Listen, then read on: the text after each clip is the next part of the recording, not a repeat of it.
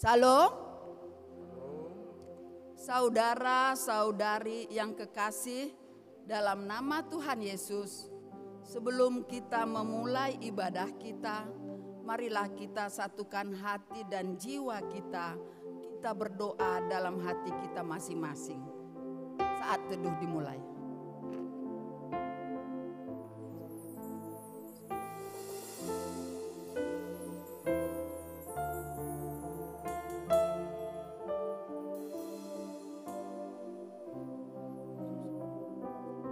Amin.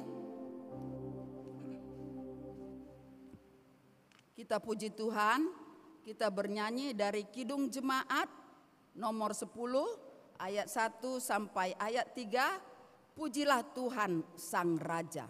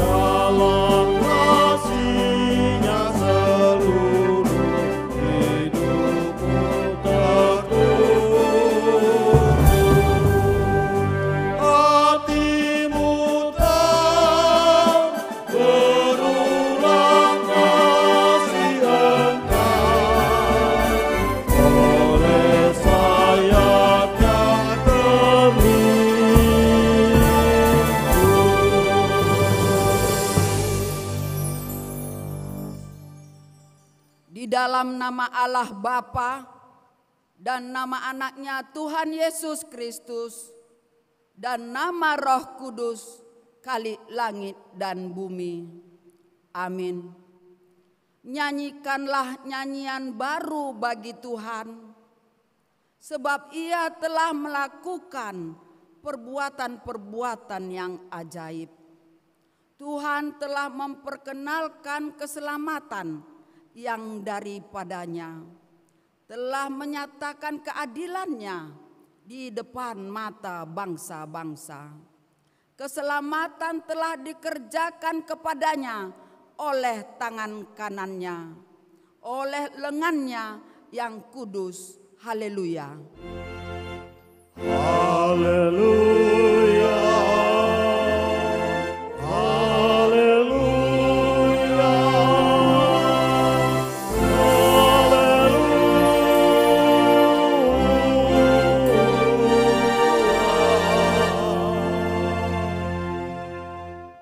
Kita berdoa, ya Allah Bapa kami yang Maha Kuasa, Engkau telah memberikan firman-Mu kepada kami, supaya olehnya kami beroleh keselamatan yang kekal.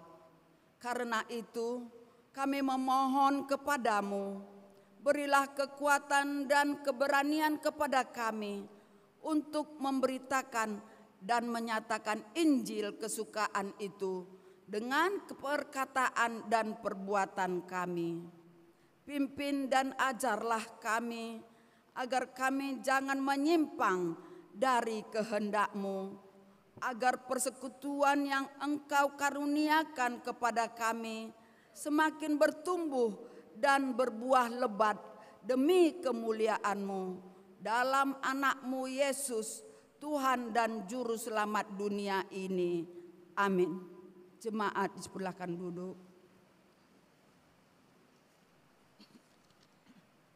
Kembali kita puji Tuhan, kita bernyanyi dari Kidung Jemaat nomor 54 ayat 1 dan ayat 4, tak kita menyerahkan.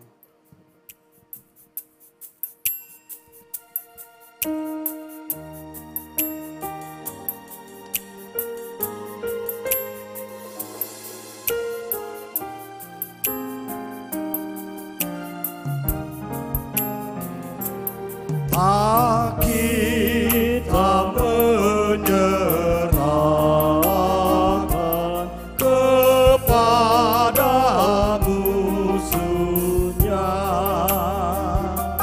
pelita yang bersinar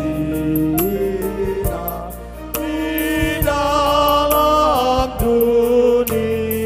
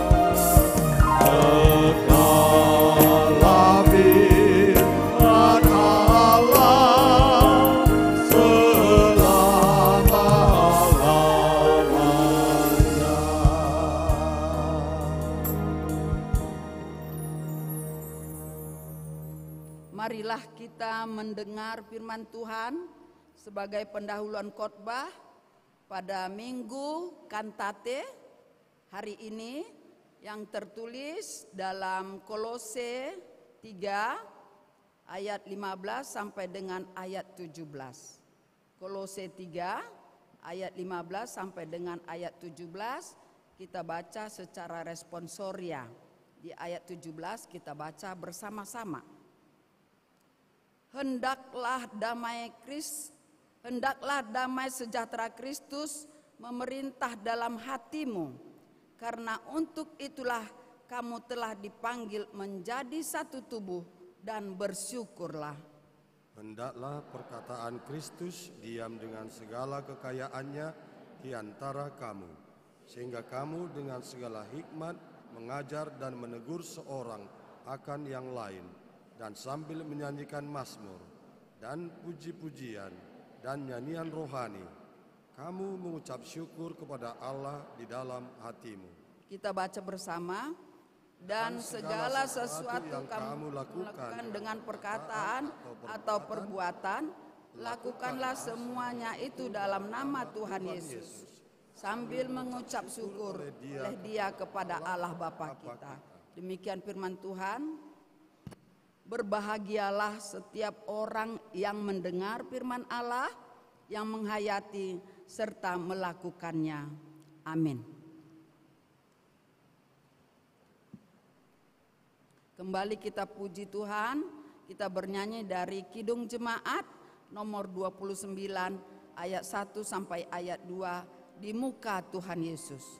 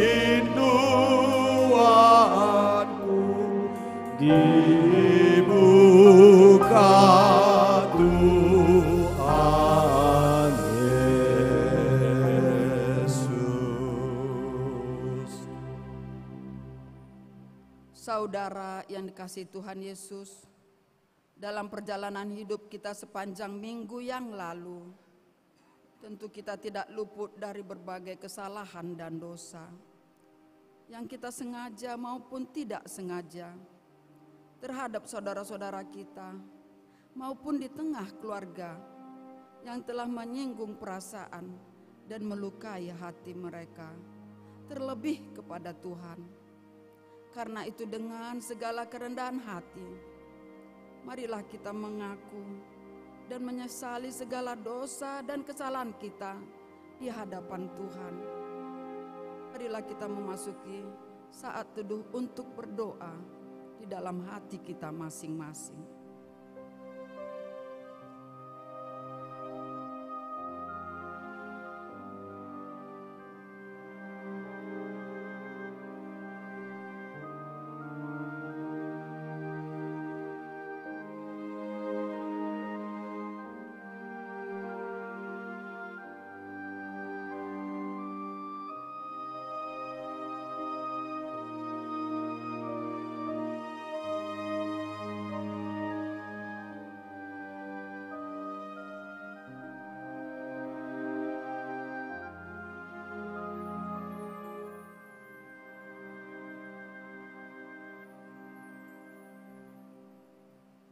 Kita berdoa. Bapa kami yang bertata di dalam kerajaan sorga, Engkaulah Tuhan yang berkuasa mengampuni segala dosa umat manusia. Dan pengampunan itu telah Engkau serahkan kepada Yesus Kristus, Tuhan kami, Anak-Mu yang tunggal itu. Tolong dan kasihanilah kami, agar kami yakin dan percaya akan keampunan dosa kami, sehingga kami benar-benar merasa bahagia di dalam hidup kami. Suruh apalah kiranya kepada kami Roh-Mu yang kudus itu untuk menerangi pikiran dan jiwa kami, sehingga kami tidak merasa bimbang akan kasih setia-Mu, dan kami beroleh kekuatan untuk meninggalkan segala kejahatan dan keinginan dunia ini. Sekarang kami persembahkan diri dan jiwa kami kepadamu sebagai suatu persembahan yang hidup, kudus dan mulia di dalam nama Yesus Kristus, Tuhan dan Juru Selamat kami. Amin. Janji Tuhan tentang pengampunan dosa. Marilah kepadaku semua yang letih lesu dan berbeban berat. Aku akan memberi kelegaan kepadamu. Pikulah yang kupasang dan belajarlah kepadaku. Karena aku lemah lembut dan rendah hati, dan jiwamu akan mendapat ketenangan. Sebab yang kupasang itu enak dan bebanku pun ringan. Segala kemuliaan bagi Allah di tempat yang maha tinggi. Amin. Jemaat persilakan duduk. Kembali kita puji Tuhan, kita bernyanyi dari Kidung Jemaat nomor 410 ayat 1 dan ayat 3. Tenanglah kini hatiku.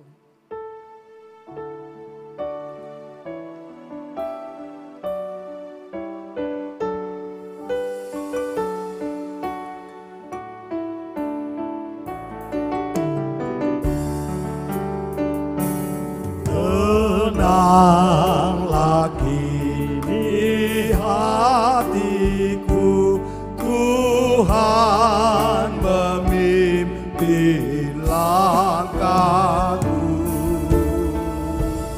di tiap saat dan kerja. Tetap ku rasa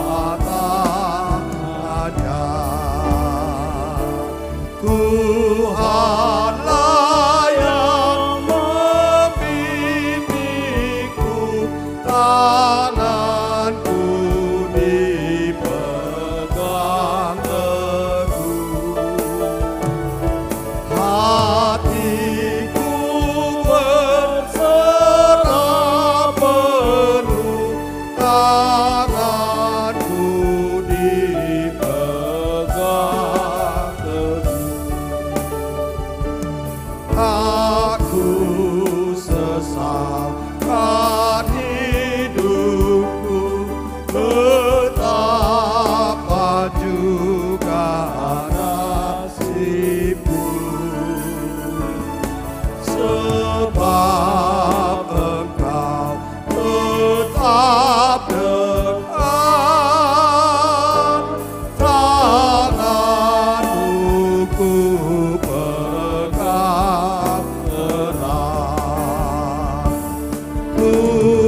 Tuhanlah yang membimbingku, tanganku dipegang teguh.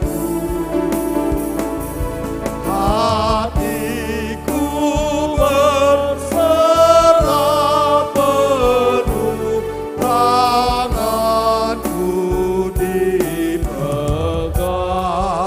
teguh. Marilah kita mendengar hukum Tuhan sebagai petunjuk hidup baru, hukum Taurat dari 1 sampai hukum Taurat yang keempat.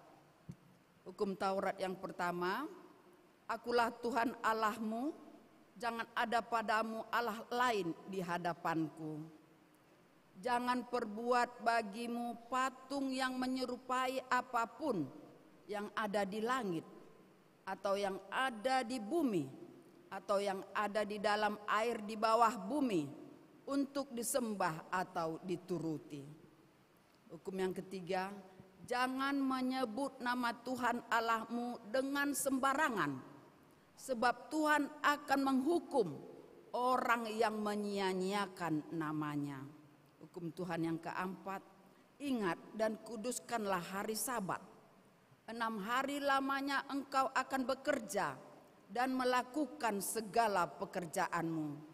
Tetapi hari ke-7 adalah hari Sabat Tuhan Allahmu. Maka jangan melakukan sesuatu pekerjaan, engkau atau anakmu laki-laki, atau anakmu perempuan, atau hambamu perempuan, atau hewanmu, atau orang asing yang berada di kediamanmu. Sebab 6 hari lamanya Tuhan menjadikan langit dan bumi, laut dan segala isinya. Dan ia berhenti pada hari yang ke-7. Itulah sebabnya Tuhan memberkati hari Sabat dan menguduskannya. Demikian hukum Taurat 1 sampai 4. Marilah kita sama-sama memohon kekuatan daripada Tuhan. Ya Allah Bapa kami, berilah kami kekuatan untuk melakukan yang sesuai dengan hukum-Mu. Amin. Kita dengarkan paduan suara dari Lembaga Pelayanan Mahasiswa Indonesia. Kami persilahkan.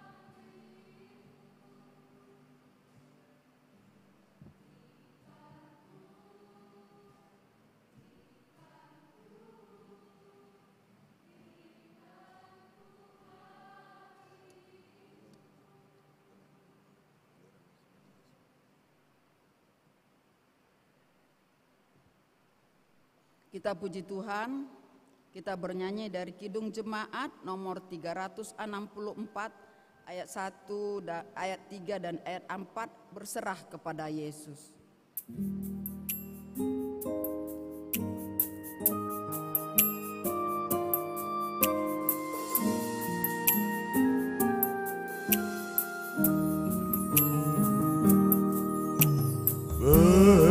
Berserah kepada Yesus, aku jadi milikmu.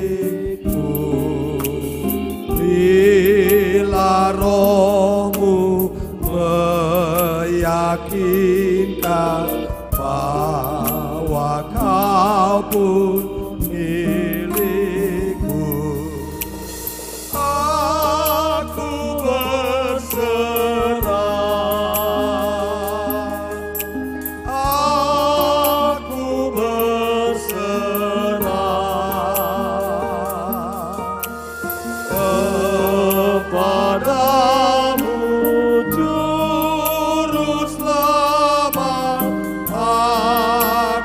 berserah.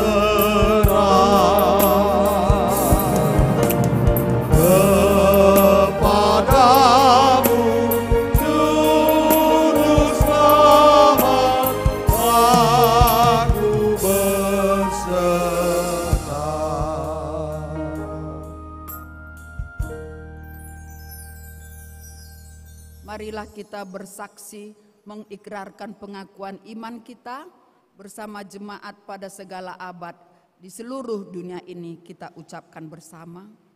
Aku percaya kepada Allah Bapa yang Maha Kuasa, Khalik langit dan bumi.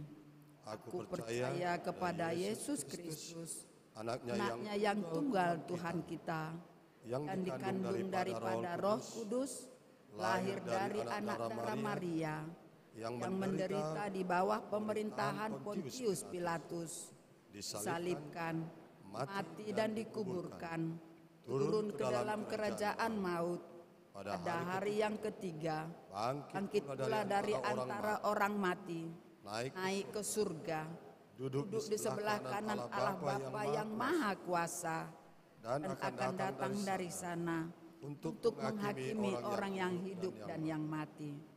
Aku percaya kepada Roh Kudus, gereja yang kudus dan am, persekutuan orang kudus, pengampunan dosa, kebangkitan daging, dan hidup yang kekal. Amin. Kita puji Tuhan, kita bernyanyi dari pelengkap Kidung Jemaat nomor 219 ayat 1 sampai dengan ayat 3.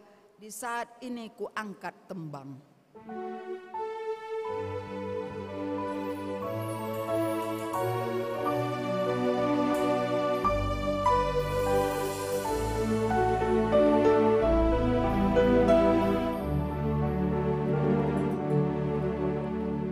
Di saat ini ku angkat tembang, ku angkat tembang bagi Yesus.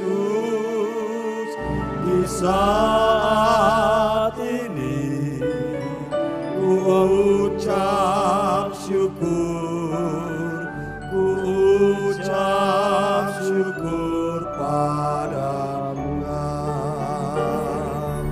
Ku kasih Engkau, ku kasih Engkau, ku kasih Engkau, Yesus Tuhanku. Di saat ini ku datang Tuhan, ku datang bersujud padamu. Di saat ini Engkau ku sembah, Engkau ku sembah ya Tuhan. Ku kasih Engkau, ku kasih Engkau, ku kasih Engkau, Yesus Tuhan.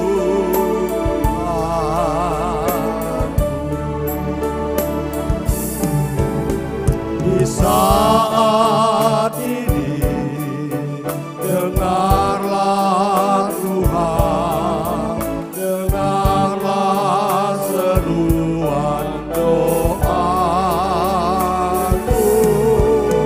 Di saat ini ku mohon Tuhan, ku mohon berkat kasih-Mu. Ku kasih Engkau, ku kasih Engkau, ku kasih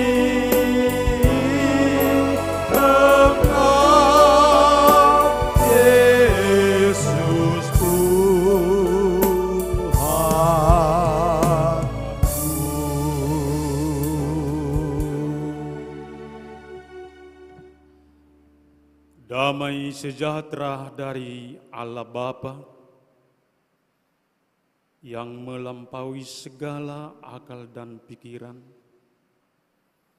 itulah kiranya yang memelihara dan memberkati hatimu di dalam Yesus Kristus Tuhan kita.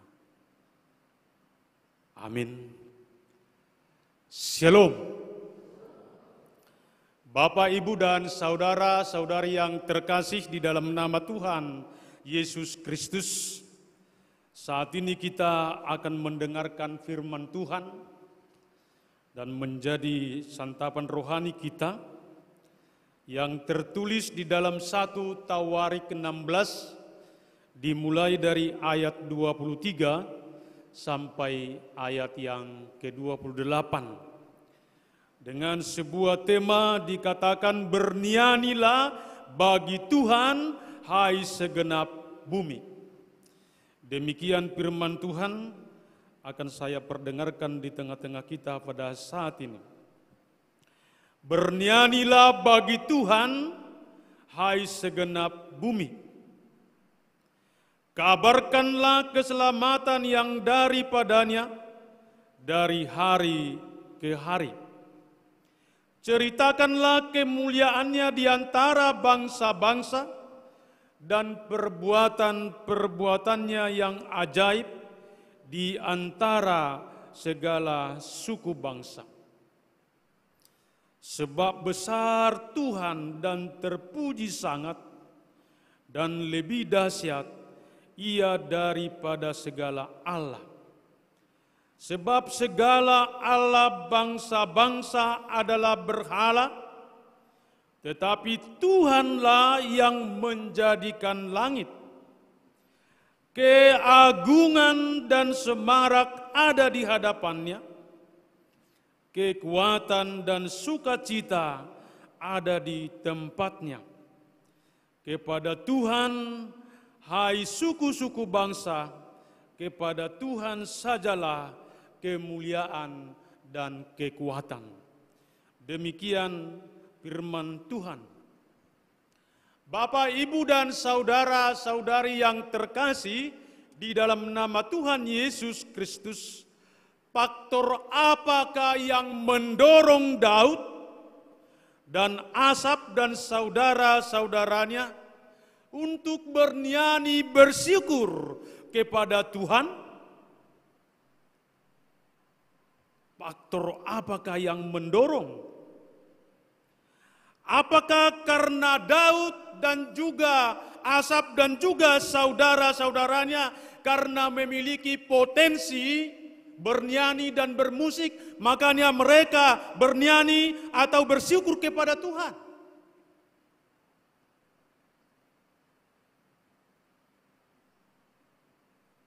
Memang dari satu sisi betul, karena mereka adalah pemimpin biduan atau orang-orang yang ahli bernyanyi untuk memuji memuliakan nama Tuhan. Tetapi pada saat ini yang mau dikatakan kepada kita pada saat ini, bernyanyi kepada Tuhan itu bukan soal karena kita memiliki potensi bermusik atau potensi bernyanyi di dalam kehidupan kita. Kalau demikian, bagaimana yang tidak ahli, yang tidak memiliki potensi bernyanyi dan bermusik itu? Apakah tidak bisa memuji, memuliakan nama Tuhan? Karena dikatakan pada saat ini bahwa Daud dan Asaf bernyanyi, bermusik dan memuliakan Tuhan. Pada saat ini mereka bernyanyi dan bermusik bukan karena potensi dan bukan karena kemampuan mereka itu yang mau diuji, yang mau dipertandingkan, tidak. Tapi dikatakan mereka bernyanyi karena tabut perjanjian Allah, tabut Allah telah tiba dan berada di Yerusalem. Itu yang mendorong. Jadi bukan potensi tadi, bukan kehebatan tadi, bukan talenta tadi. Biarpun itu sangat-sangat penting dan sangat-sangat luar biasa untuk dipakai di tengah-tengah kehidupan ini. Dan dikatakan ketika tabut Allah atau tabut perjanjian Allah tinggal dan diam di Yerusalem, itulah yang mendorong, itulah yang memotivasi Daud dan juga Asaf dan saudara-saudaranya untuk bernyanyi, bersyukur, dan bermain musik di hadapan Tuhan.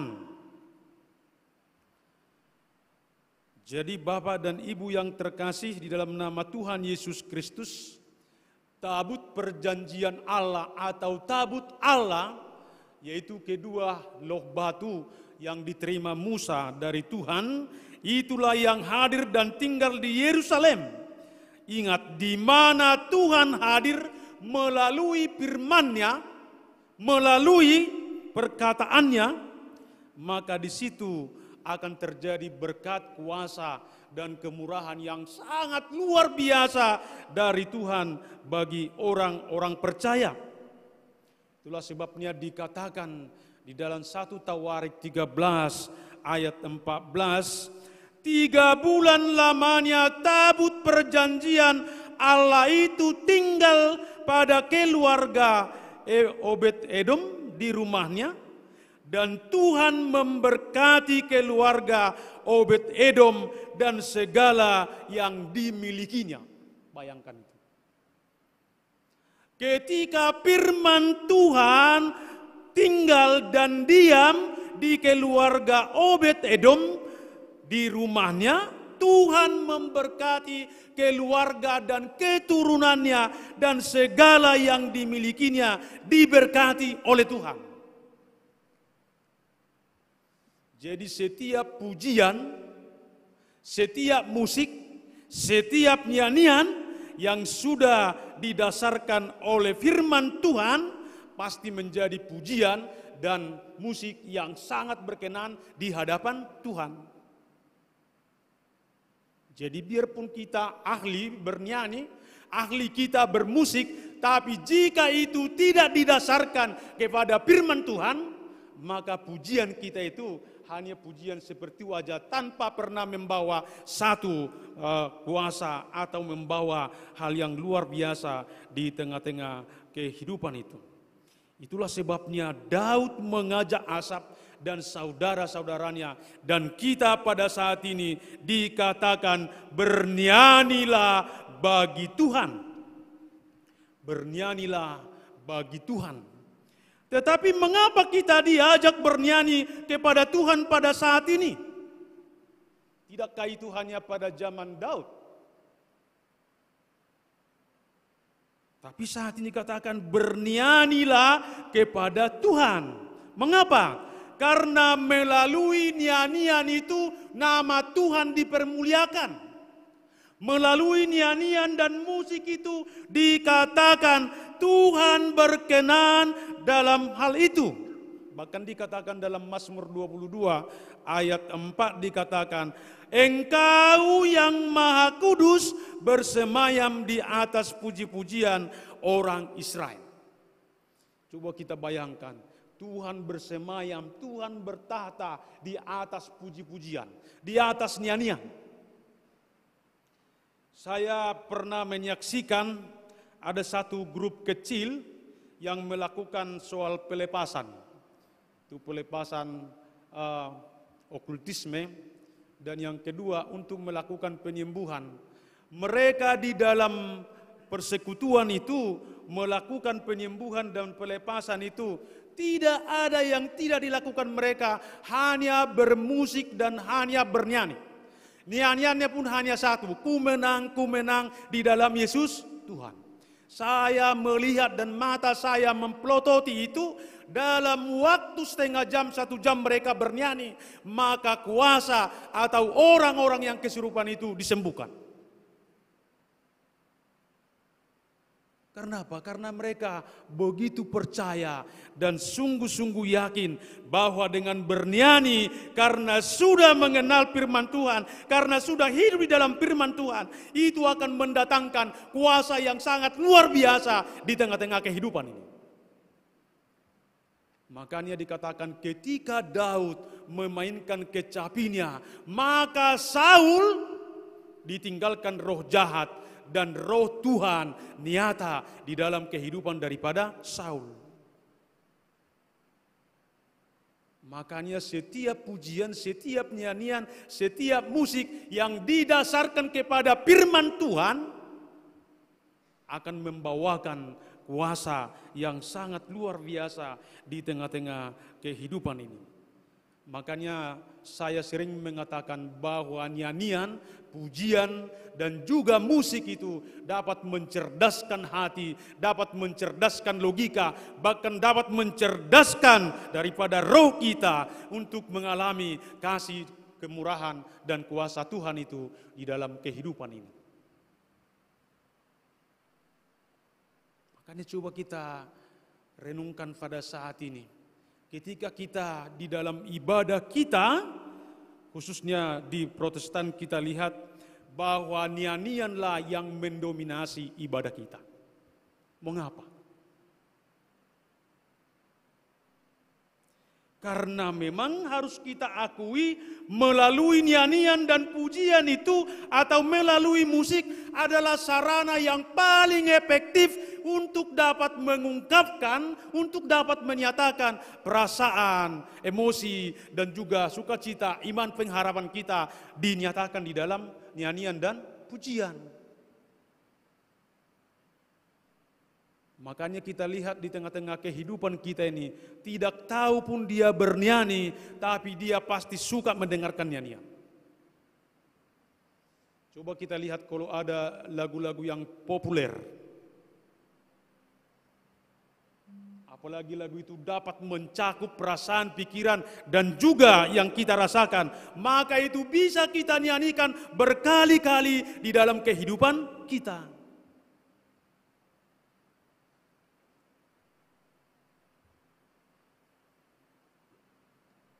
Coba kita dengarkan lagu Merdua Holong ya. Biarpun tidak ada atau ada seperti itu. Tapi kenapa kita bisa menyanyikan itu dan mengapa kita berulang-ulang menyanyikan itu? Ya mungkin kita sudah pernah mengalami seperti yang dikisahkan di dalam lagu itu. Makanya kita sering menyanyikan, bahkan menyanyikan itu di dalam kehidupan kita. Bukan di tempat-tempat yang formal, di kamar mandi pun mungkin dinyanyikan itu. Karena saking hebatnya nyanyian dan pujian itu di tengah-tengah kehidupan. Bahkan dikatakan pada saat ini, jika kita bernyanyi kepada Tuhan, jika kita bermusik kepada Tuhan, nyanyikanlah itu atas firman Tuhan yang telah nyata dan hadir dan berkuasa di dalam kehidupan. Maka nyanyian itu dan musik itu biarpun secara logika atau analisa daripada kepintaran dunia ini kurang berkenan, tapi yakinkan setiap nyanyian dan pujian dan musik yang didasarkan kepada firman Tuhan dikatakan itulah nyanyian dan pujian yang dapat memuji memuliakan nama Tuhan. Dan dikatakan apa tadi? Allah berkenan hadir dan bersemayam di atas puji-pujian dan nyanyian yang dinyatakan kepada Tuhan. Engkau yang kudus bersemayam di atas puji-pujian orang percaya. Kemudian karena nyanyian itu adalah salah satu media dan momen yang paling tepat untuk mengungkapkan segala emosi, perasaan, harapan, keinginan, cita-cita, dan kerinduan di dalam kehidupan secara khusus di dalam Tuhan.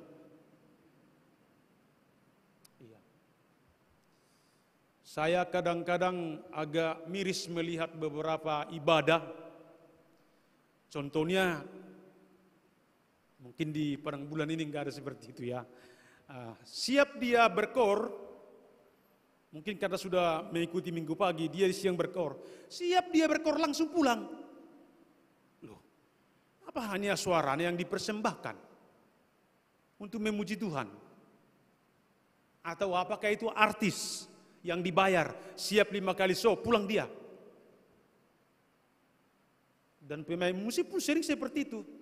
Pas di khotbah dia keluar, tak kemana-mana melayap-layap. Siap khotbah, datang dia. Padahal dikatakan musik dan nyanyian itu terjadi dan mengalami kuasa kemurahan Tuhan. Dikatakan di sini karena firman Tuhan. Jadi Daud tidak bisa bernyanyi, Asaf tidak bisa bernyanyi, tidak bisa memuliakan Tuhan tanpa kehadiran firman Tuhan, tanpa kehadiran Tuhan di tengah-tengah Israel, di tengah-tengah kehidupan mereka. Dan saya yakin dan percaya ketika firman Tuhan hadir dan berada di setiap keluarga, di setiap pekerjaan, di setiap usaha, dan di setiap cita-cita kita, di situ pasti nama Tuhan dipermuliakan dan diagungkan. Saya katakan tadi, biasanya orang melakukan pelepasan berdoa dengan serius ya. Ini saya katakan tadi, hanya bernyanyi mereka, ku menang bersama Yesus Tuhan. Yang kesurupan pun dilepaskan, yang sakit pun disembuhkan. Cobalah kira-kira tadi ketika kita mulai dari acara ibadah sampai menghantar firman Tuhan pada saat ini, semua diawali dengan nyanyian, diakhiri dengan nyanyian, disambut dengan nyanyian. Coba pertanyakan, apakah engkau ada bernyanyi karena firman Tuhan telah berkuasa dan hadir di dalam kehidupan kamu? Saya tadi bertanya-tanya, kira-kira kami ada beberapa banyak orang pada saat ini. Kenapa tadi pujian dan nyanyian kami hanya dinyanyikan beberapa orang kedengarannya?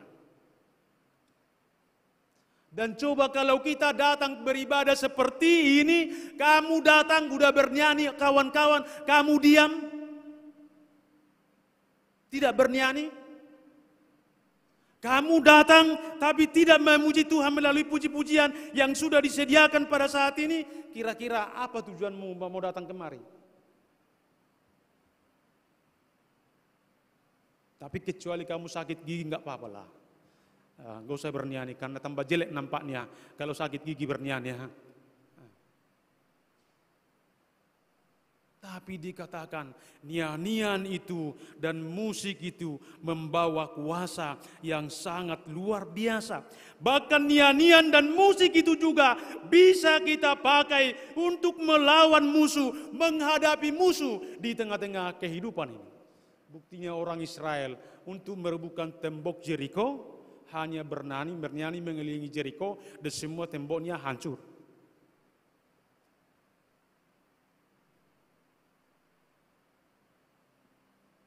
Jadi sungguh luar biasa pada saat ini dikatakan kepada kita bahwa bernyanyi kepada Tuhan, bermusik kepada Tuhan adalah hal yang sangat luar biasa untuk kita kenakan sebagai bukti bahwa firman Tuhan telah berkuasa dan hadir di tengah-tengah kehidupan ini. Dan kemudian dikatakan yang terakhir, karena dengan nyanyian kita dapat masuk ke dalam bait-Nya yang kudus dan bersyukur kepada Tuhan. Mazmur 100 ayat 4. Makanya di dalam ibadah kita tidak ada dimulai yang lain-lain kecuali bernyanyi. Jadi itu bukan hanya urutan begitu doang saja itu, tapi bernyanyilah di dalam Tuhan. Bernyanyilah oleh karena firman Tuhan.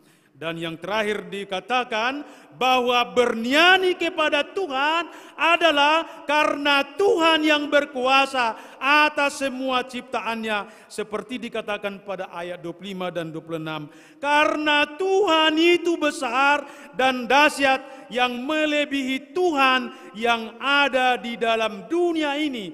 Dan Tuhan adalah yang menjadikan langit, bumi, laut dan segala isinya.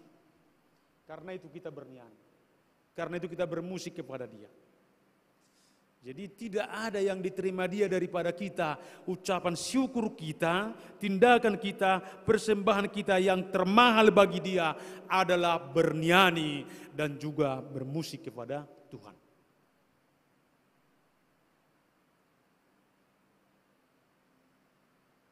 Makanya undang Tuhan hadir di dalam kehidupan kamu.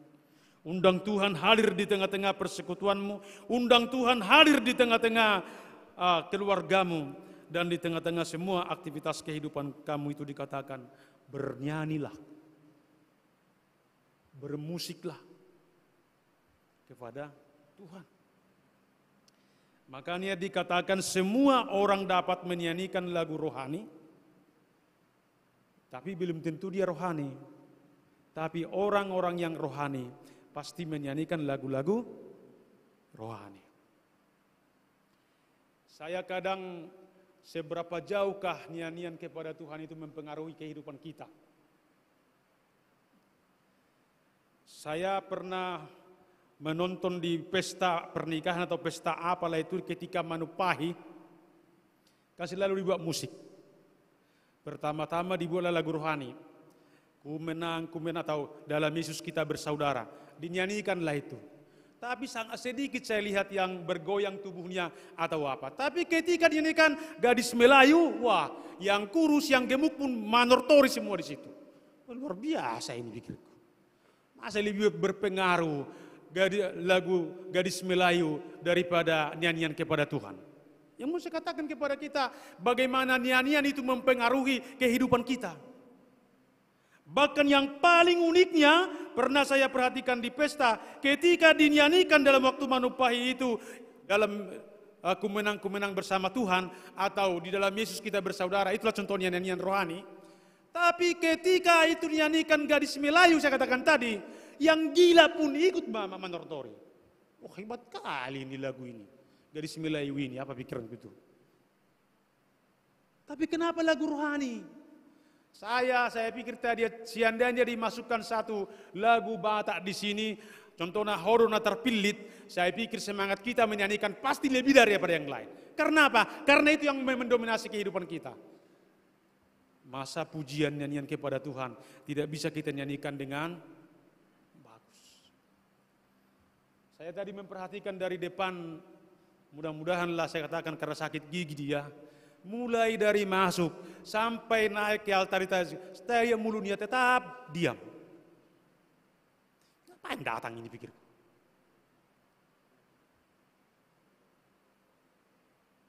Atau karena kamu bisu nggak apa-apalah. Tapi dari masuk, mungkin nanti sampai keluar itu diam terus. Ngapain datang kemari? Dikatakan bernyanyilah kepada Tuhan. Sebelum mendengar firman Tuhan, bernyanyilah. Setelah mendengar firman Tuhan, berdengarlah. Bernyanyilah.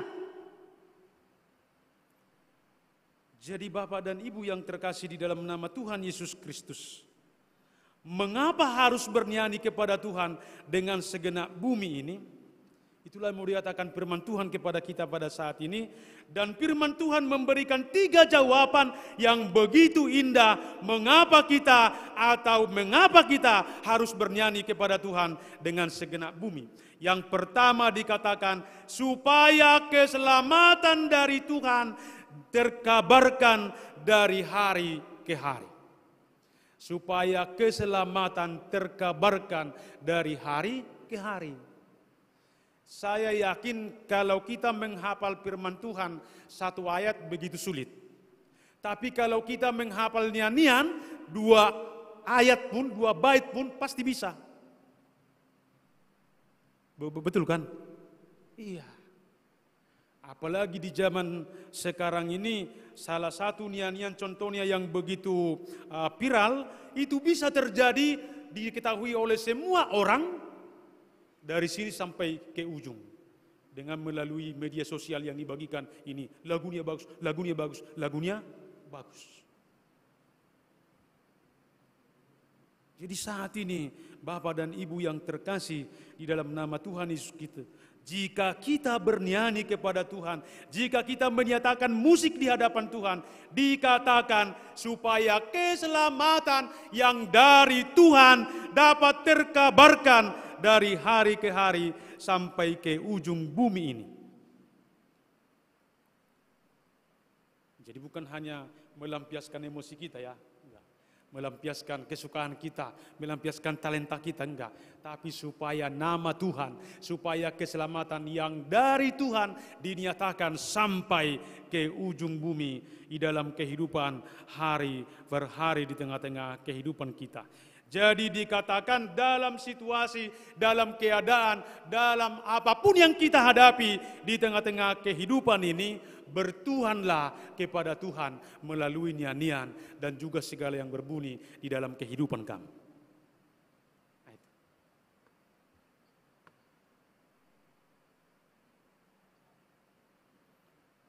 Bahkan saya lihat nyanyian pun bisa menghantarkan orang kembali kepada Tuhan.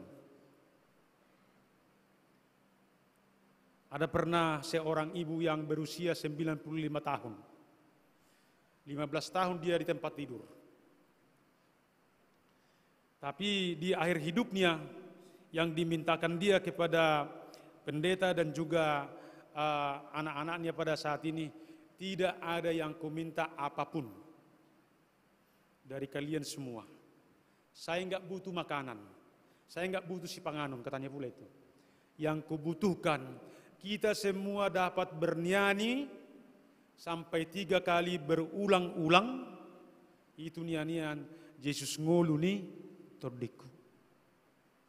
Ketika itu dinyanyikan 3 kali berulang-ulang, maka di akhir daripada nyanyian itu dikatakan dialah kepada kami semua dan juga anak-anaknya dikatakan demikian. Amin. Selamat berjumpa nanti di hadapan Tuhan. Selesai, pergi dia. Iya pula ya, melalui nyanyian pun rupanya dia tahu bagaimana hidup ini ya. Apalagi kita yang masih sehat, yang masih luar biasa.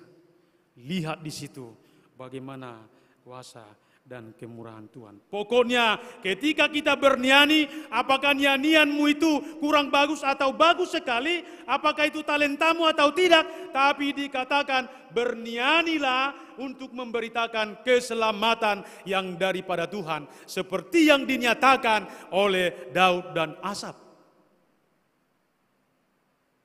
Mereka bernyanyi karena firman Tuhan telah hadir dan tiba di Yerusalem. Dan yang kedua dikatakan supaya kemuliaan Tuhan terceritakan kepada segenap bumi. Memang harus diakui tabut perjanjian atau tabut Allah itu di masa Saul, Raja Saul itu diabaikan. Dan itu tinggal di tengah-tengah orang Palestina. Makanya kita lihat ketika Saul mengabaikan itu, ketika umat Tuhan mengabaikan tabut perjanjian atau firman Tuhan itu, coba lihat, Saul itu selalu berada di pihak yang kalah. Si Saul itu berada di pihak orang yang mengeluh, selalu di pihak orang yang mengalami kegagalan. Demikian umat Tuhan, selalu kalah, selalu kalah, selalu kalah. Tidak pernah mengalami kemenangan. Bahkan sampai kehancuran. Dan akhirnya Tuhan mengambil kerajaan itu daripada Saul dan diberikannya kepada Daud. Jadi hidup ini tanpa firman Tuhan akan mengalami kegersangan, mengalami kekecewaan, tidak ada pengharapan dan tidak apa-apa yang bisa kita lihat di situ. Tapi dikatakan pada saat ini, ketika Daud membawakan dan menjadikan firman Tuhan itu tinggal dan berada di Yerusalem, yaitu tabut perjanjian itu, dikatakan itu pertanda bahwa kuasa-kuasa yang ada di dalam dunia ini telah dikalahkan, telah dihancurkan. Dan itulah sebabnya kita lihat Daud menjadi pemenang. Daud mengalami kuasa Tuhan. Kalau dikatakan Saul mengalahkan orang Palestina beribu-ribu, tapi Daud mengalahkan musuhnya berlaksa-laksa. Sampai membuat Saul cemburu. Karena Tuhan. Itulah sebabnya kita lihat di masa kerajaan daripada Daud, Israel atau umat Tuhan sangat berjaya, sangat berjaya, sangat berjaya. Bahkan sampai keturunannya Salomo sangat berjaya dipakai Tuhan di tengah-tengah dunia ini. Jadi karena itu firman Tuhan itu bukan hanya dibaca, bukan hanya untuk diketahui, tapi firman Tuhan itu harus hidup dan kita imani di dalam kehidupan kita.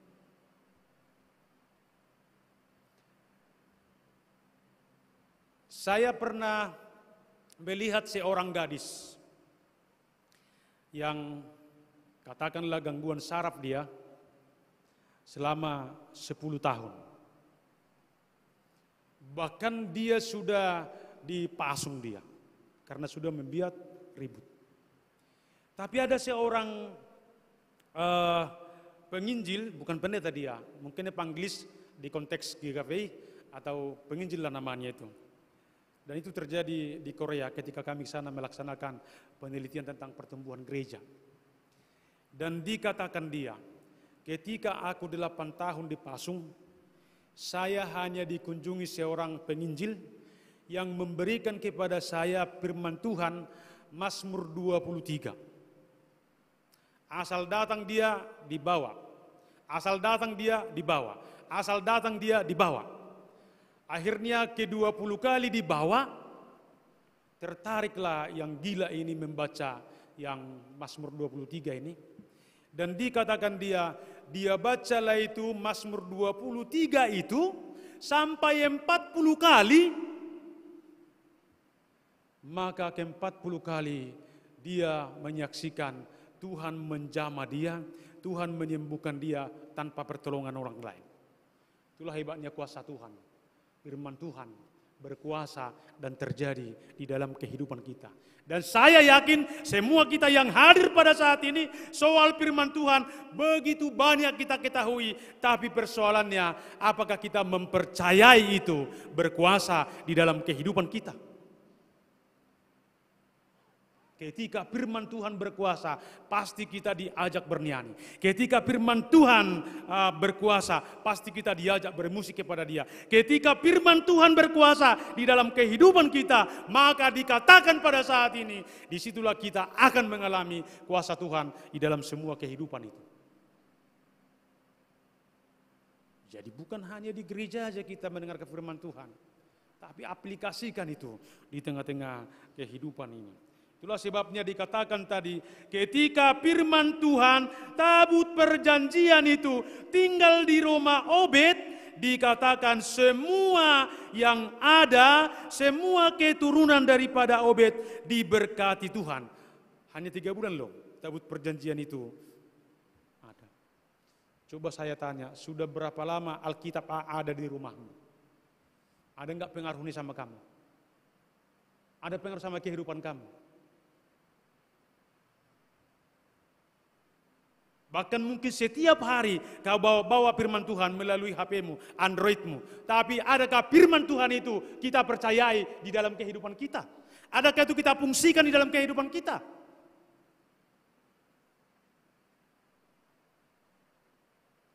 Tapi saat ini dikatakan firman Tuhan itu membawakan hal yang luar biasa di tengah-tengah kehidupan. Dan yang ketiga dikatakan yang terakhir, supaya keagungan dan kekuatan Tuhan nyata bagi semua bangsa. Dikatakan firman Tuhan tadi, segala Allah huruf kecil itu ya, dan Tuhan huruf kecil itu di Alkitab kita dikatakan semua itu berhala. Tapi Tuhan yang kita sembah adalah Tuhan yang menjadikan langit dan bumi. Jadi jika Dia yang berkuasa atas semua ciptaannya, berkuasa atas kehidupan kita, maka dikatakan pada saat ini firman-Nya akan menyatakan keagungan dan kekuatannya di tengah-tengah kehidupan ini. Makanya dikatakan setiap orang yang percaya dan keturunannya tidak pernah dipanggil Tuhan menjadi ekor, tapi menjadi kepala. Dan aku akan memberkati engkau, keturunanmu hari ini sampai selama-lamanya. Jadi sehingga kita lihat ketika firman Tuhan itu tinggal dan diam dan berkuasa di Yerusalem, itulah membuat Daud dan juga umat Tuhan menjadi pemenang dan sungguh-sungguh mengalami kuasa dan kemurahan Tuhan. Bapak, Ibu, dan saudara-saudari yang terkasih di dalam nama Tuhan Yesus Kristus, saat ini kita diajak bernyanyilah kepada Tuhan dengan segenap hatimu. Bernyanyilah, bermusiklah kepada Tuhan dengan segenap hatimu. Ini adalah ajakan yang sangat luar biasa kepada kita pada saat ini. Karena dengan demikian kita akan mengalami kuasa dan kemurahan Tuhan itu. Apalagi dikatakan firman Tuhan itu telah Immanuel dan tinggal di antara kita. Apakah kita tidak semakin bernyanyi? Di dalam pemahaman Daud, firman Tuhan itu masih tertulis loh. Ini dikatakan tadi, firman Tuhan adalah Immanuel, Allah beserta kita, dan firman Tuhan itu telah tinggal dan nyata di tengah-tengah dan di antara kehidupan kita. 1 Yohanes 1 ayat 14. Sudah tinggal loh bersama dengan kita. Jadi apakah kita semakin bernyanyi kepada Tuhan? Dan firman Tuhan itu tidak hanya tinggal di satu tempat lagi dikatakan, tapi Yesus berkata, ingatlah aku akan menyertai engkau hari ini, besok sampai selama-lamanya. Karena itu bernyanyilah, bermusiklah kepada Tuhan. Agungkan Dia. Sekali lagi bukan soal karena suaramu bagus, tapi jika pun bagus, persembahkanlah kepada Kalau ditanya kita sekarang ini, mana lebih banyak kita ketahui, lagu-lagu pop atau lagu-lagu rohani? Lagu-lagu apa? Memang lagu duniawi itu kan sementara aja itu bisa menolong kita ya. Tapi nyanyian, pujian, musik kepada Tuhan itu membawakan kita bersuka cita yang sangat luar biasa untuk mengalami hadirat Tuhan, kuasa dan kemurahan-Nya. Karena itu bernyanyilah, kabarkanlah keselamatan daripada Tuhan, ceritakanlah kemuliaan dan keagungannya sampai ke ujung bumi. Sekali lagi bernyanyilah kepada Tuhan. Firman-Nya itu keselamatan dan kehidupan, dan ingat firman itu telah tinggal di antara kita. Karena itu bernyanyilah, bernyanyilah, agungkanlah Tuhan di dalam kehidupan kamu. Amin, kita berdoa. Terpuji, termulia, teragunglah Engkau Tuhan di dalam Yesus Kristus dan Roh Kudus. Saat ini Tuhan, Engkau telah mengingatkan, membangunkan kami. Kami akan membuktikan bahwa ketika firman Tuhan telah hadir dan tinggal di antara kami, itulah sebenarnya yang menjadi dasar dan motivasi kami untuk datang bernyanyi, untuk datang bermusik, untuk datang memuji memuliakan Tuhan di tengah-tengah kehidupan kami. Biarlah firman-Mu Tuhan pada saat ini memberikan kepada kami kekuatan dan memberi kepada kami semangat supaya kami sungguh-sungguh mengagungkan dan bersyukur kepada Tuhan di tengah-tengah semua. Firman-Mu adalah kehidupan, firman-Mu adalah kuasa, dan firman-Mu adalah kekuatan. Terpujilah Engkau Tuhan, di dalam Yesus Kristus kami berdoa. Amin. Kita bernyanyi.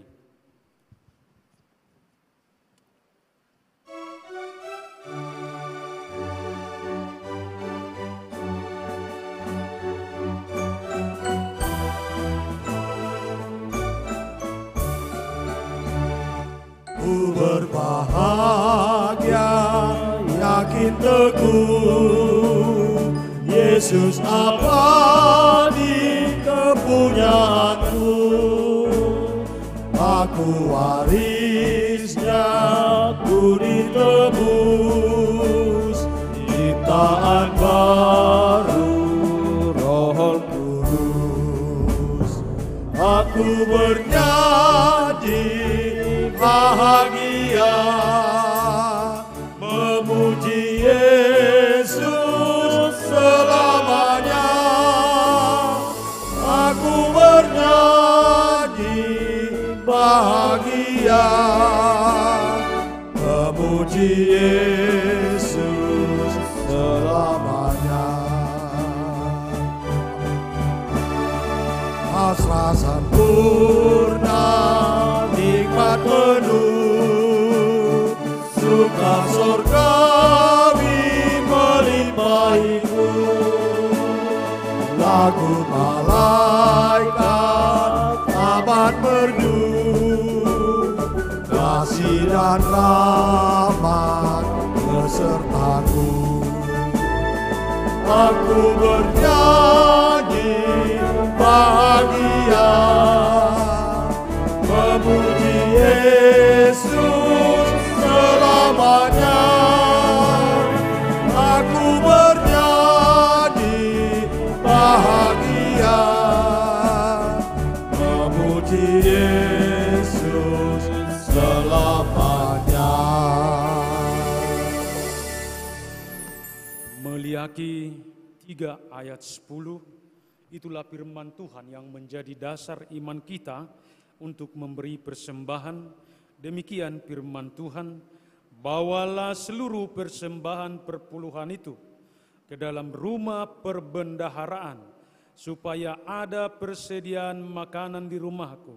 Dan ujilah aku, firman Tuhan semesta alam, apakah aku tidak membukakan bagimu tingkap-tingkap langit dan mencurahkan berkat kepadamu sampai berkelimpahan. Demikian firman Tuhan, mari kita beri persembahan kita dengan sukacita.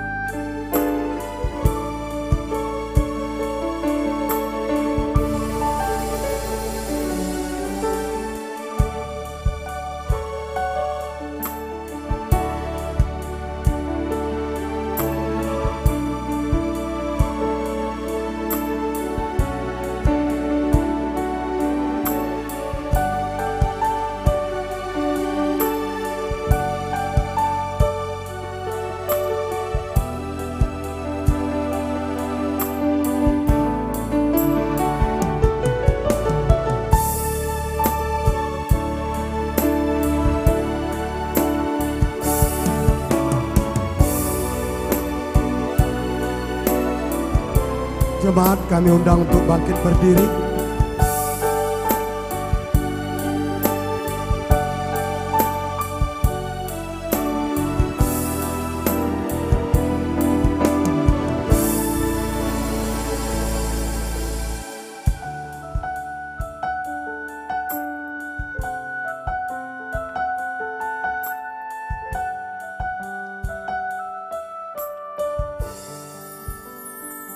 kita menyerahkan persembahan ini ke hadapan Tuhan, marilah kita berdoa.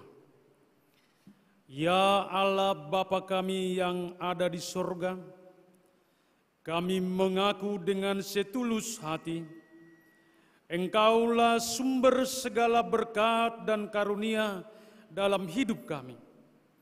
Di sini kami mempersembahkan korban syukur kami kepadamu. Terimalah persembahan umat-Mu dan berkatilah menjadi alat kesaksian, persekutuan dan pelayanan jemaat-Mu ini. Jadikanlah hidup kami persembahan yang berkenan kepadamu, dan pakailah hidup kami untuk turut menghadirkan tanda-tanda kerajaan-Mu, kasih, keadilan, damai sejahtera, dan sukacita. Bukalah hati kami oleh Roh Kudus-Mu, agar kami senantiasa mengucap syukur kepadamu. Di dalam nama Yesus Kristus Tuhan kami. Amin.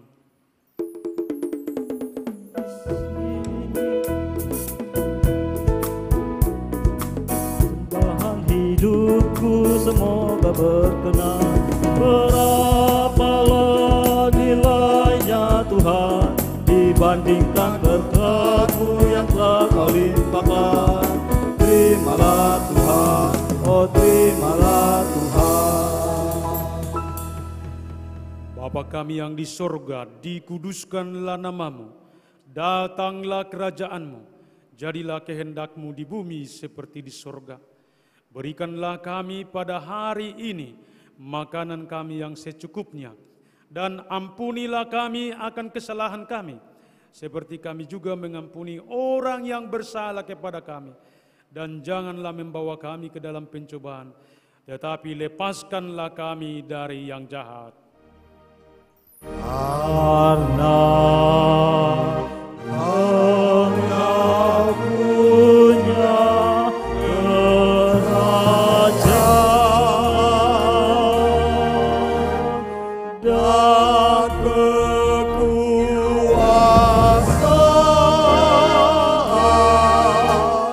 dan kemuliaan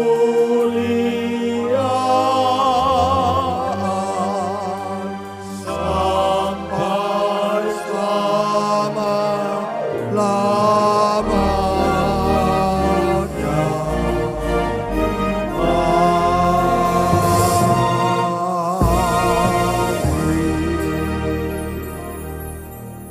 Pulanglah dengan damai sejahtera dan terima berkat dari Allah Bapa.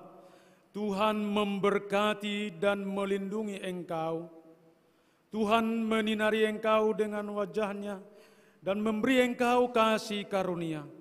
Tuhan menghadapkan wajah-Nya kepada engkau dan memberi engkau damai sejahtera. Amin.